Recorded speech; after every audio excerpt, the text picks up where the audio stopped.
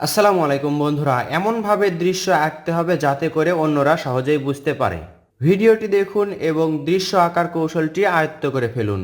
দৃশ্য আঁকাটি আপনাদেরকে আমি সহজ কৌশলে শেখাবো। দেখতে পাচ্ছেন স্কেল দিয়ে একটা সোজা দাগ দিয়ে নিলাম। এটা কিন্তু একটা হালকা দাগ। হালকা দাগের এর মাঝে দেখুন এভাবে একটা সোজা দাগ, এভাবে একটা সোজা দাগ। এখানে আমরা একটি গেট আঁকবো। কীরকম গেট দেখুন, এই দুইটা দাগ ডাবল করে দিলাম। ডাবল করার পর এখানে দেখতে পাচ্ছেন একটা, দুইটা, তিনটা, একটা, দুইটা, তিনটা। এর মাঝে এখন একটা বৃত্ত হবে, এর মাঝে একটা বৃত্ত হবে। এটা হচ্ছে সুন্দর একটি গেট, মেইন ফলক, প্রধান গেট। খেয়াল করুন কিভাবে আঁকছি আমি।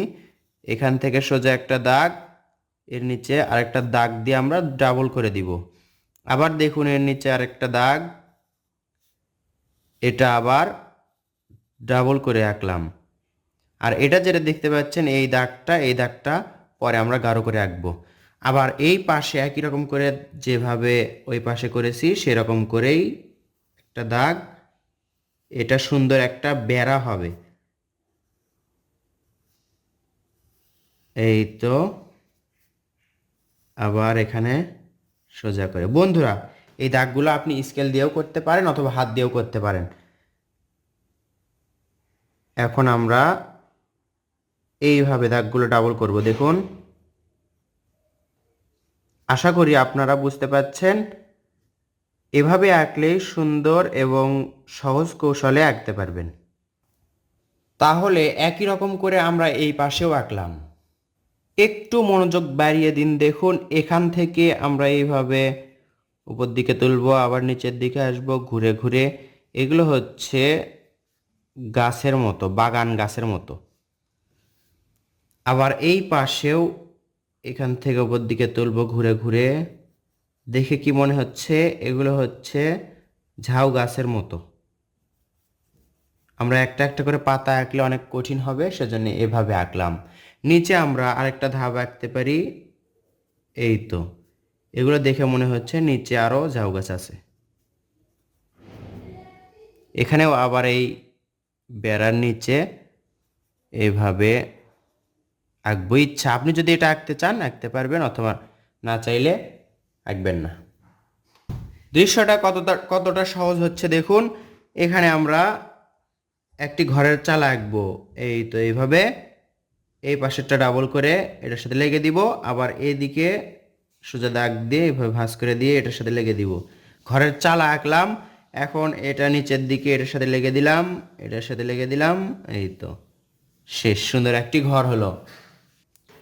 ঘরে আমরা জানালা আঁকবো। শুধু জানালা আঁকলেই হবে না, দরজাও আঁকতে হবে। এই পাশে আমরা দরজা আঁকলাম, আর এইভাবে আবার একটু ঝাউ গাছগুলো তুলে দিলাম।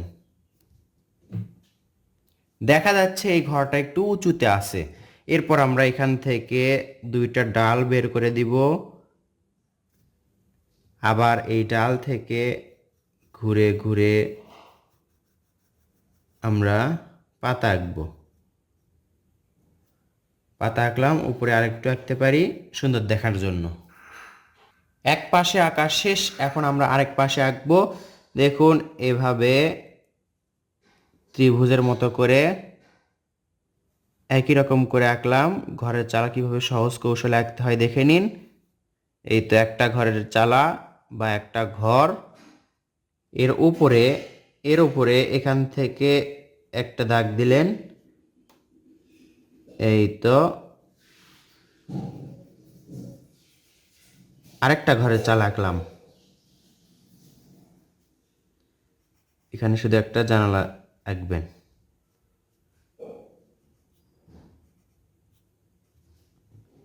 আবার এখান থেকে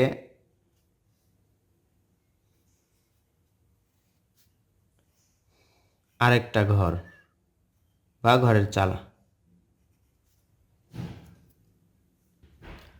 ঘরগুলো দেখতে ছোট ছোট হচ্ছে, কিন্তু রং করার পর এই দৃশ্যটা অনেক সুন্দর লাগবে আশা করছি। এই পাশে একটা ডাল, এখান থেকে আরেকটা ডাল, এখান থেকে আরেকটা ডাল, 3টা ডালে সুন্দর একটা গাছ আঁকবো আমরা। এইভাবে ঘুরে ঘুরে আবার এখান থেকে ঘুরে ঘুরে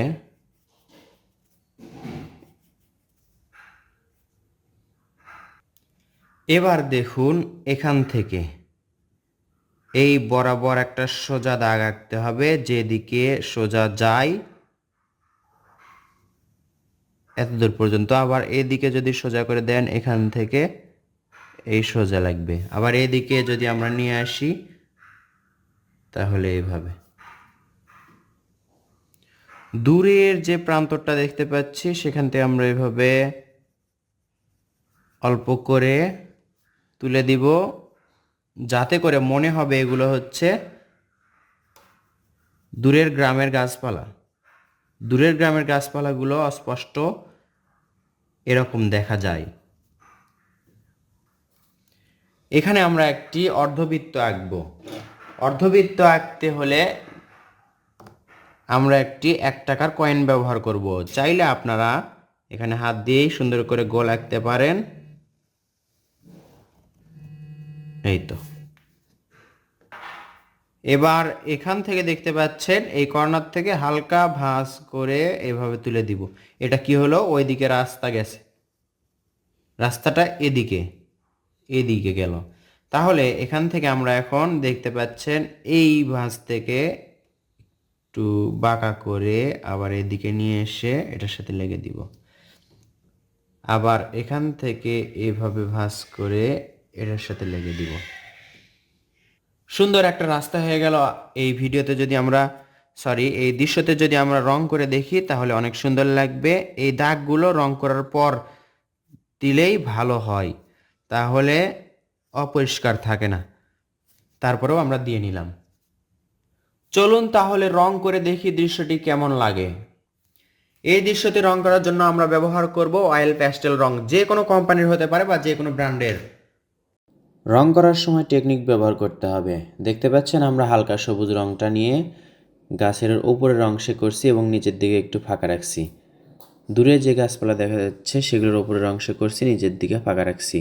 আবার এখানে যে ঝাউ গাছগুলো দেখা যাচ্ছে বা বাগান, তার উপর দিকে করছি এবং নিচের দিকে ফাঁকা রাখছি। তো আমরা সবুজ রং যেখানে আছে সবগুলোতেই এক রঙেই করব। আর মাত্র 5 থেকে 6টি রঙের মধ্যে এই দৃশ্যতে রং করা শেষ হয়ে যাবে। হালকা সবুজ বা টিয়া রঙটি নিয়ে উপরের অংশে করছি, নিচের দিকে ফাঁকা রাখছি। খেয়াল করুন, এই কৌশলে রং করলে আপনাদের জন্য অনেক সহজ হবে এবং অল্প সময়ে সুন্দর রং হবে। সূর্যতে আমরা কমলা রং করলাম, আর কমলা রং কোথায় কোথায় আছে? ঘরের চালাতে, এই পাশেও ওই পাশেও, সবগুলোতেই কমলা রং করব। চাইলে অন্য রঙও করতে পারি, এই রং করার কারণে আমাদের সহজ হবে। এখন সবুজ রংটা নিয়ে গাছের নিচের অংশে হালকা সবুজ রঙের সাথে মিশিয়ে দিব। দেখতে পাচ্ছেন ঠিক এরকম। দ্রুত করার কারণেও আপনারা হয়তোবা বুঝতে পাচ্ছেন। আমি আসলে ভিডিও শর্ট করার জন্য ভিডিওটি দ্রুত করে দেখাচ্ছি। নিচের অংশে গাঢ়, উপর দিকে হালকা সবুজ। এই বেড়ার মাঝে এমনভাবে করতে হবে যেন ওগুলো সাদা থাকে। দৃশ্যটা যদি বড় হয় তাহলে রং করতে সুবিধা হবে। বন্ধুরা, আমি ব্যবহার করছি ক্রাউন অয়েল প্যাস্টেল রং।